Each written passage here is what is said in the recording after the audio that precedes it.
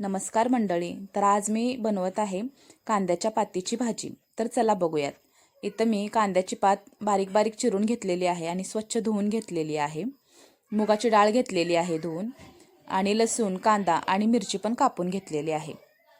तर मी मंडळी सगळी तयारी करून घेतलेली आहे. तर आता बघा, तेलामध्ये कांदा, मिरची आणि लसूण व्यवस्थित भाजून घ्यायचं आहे. जोपर्यंत कांदा लालसर होत नाही तोपर्यंत भाजायचा आहे, म्हणजे भाजीला पण टेस्ट चांगली येते.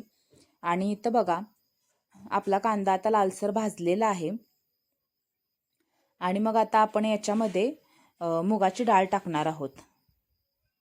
तर मंडळी बघा, व्यवस्थित पद्धतीने भाजी केली ना तर खूप छान होते. आणि इथं बघा, आता मी मुगाची डाळ टाकलेली आहे आणि ती पण छान मस्त भाजून घ्यायची. मुगाची डाळ एकदम छान भाजली की त्याच्यामध्ये आपण चिरून घेतलेली भाजी घालायची आहे आणि ही भाजी छान परतून घ्यायची, म्हणजे ते एकजीव होतं.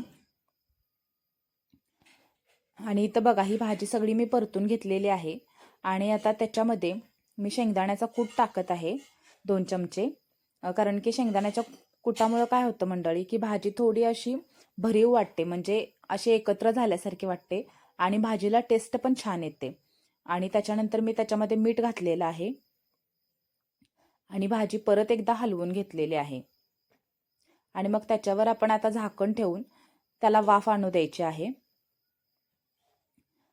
आणि इथं बघा, थोडा वेळ झालेला आहे आणि मी आता प्लेट काढून बघते. तर भाजी बघा, आपली ऑलमोस्ट होत आलेली आहे, छान एकजीव झालेली आहे. आणि मी एकदा परतवून घेते, भाजी एकत्र करून घेते. आणि त्याच्यानंतर बघा मंडळी, मी 5 मिनिटांनी परत गॅस बंद केलेला आहे आणि इथं किती छान भाजी झालेली आहे. आणि मस्त आता गरमागरम वाफळती भाजी आणि भाकरी झालेली आहे तयार. आणि भाजी भाकरी खाण्याची मज्जा काही वेगळीच असते. तर तुम्हाला माझे व्हिडिओज कसे वाटतात हे कमेंटमध्ये नक्की सांगत जा.